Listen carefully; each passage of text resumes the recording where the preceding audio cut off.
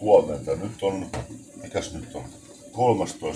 kesäkuuta 2026. Mä ajattelin näyttää, miten kuuluu keittää kahvia.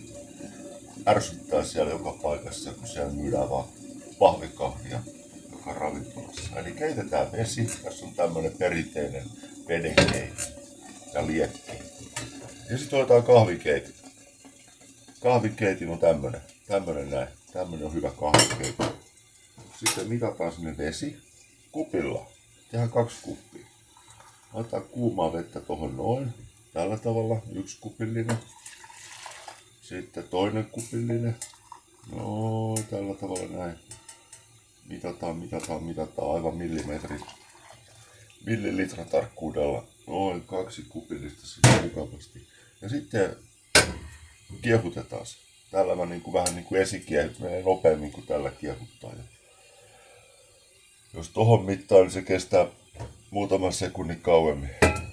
Ja tietysti kato, kun kahvilla on kauhea kiire saada. Se ei ole presidenttiä. Tässä on kato tämmönen, mikä tää on tämmönen joku tämmönen espressokahvi. Mikä liian. Sitten otetaan viimeisen päälle suunniteltu kahvilusikka. Aivan. No niin, kato nyt se jo tässä nyt kiehuu. Lähestulkoon. Porisee. Noin, nyt se porisee. Hyvä. Sammutetaan se.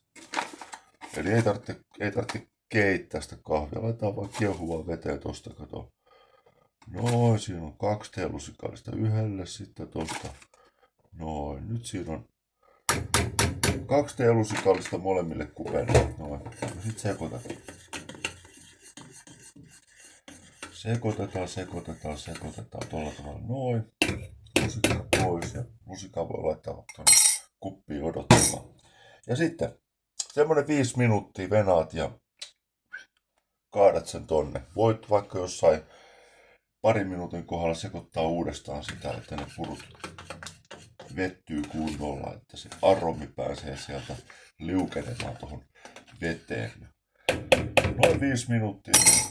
Sitten voit kaataa sen tosta. Mä käytän itse tämmösiä laseja. En pese tätä, en käytä sokeria ja maitoa, se on sen näköinenkin. Se on mun kahvilasi. Ja en ikinä pese. Tosi hyvä. Joo. Ja hyvältä maistuu. Eikä maistu yhtään pahvilta. Ja väitän, että on parempaa. Kiitos.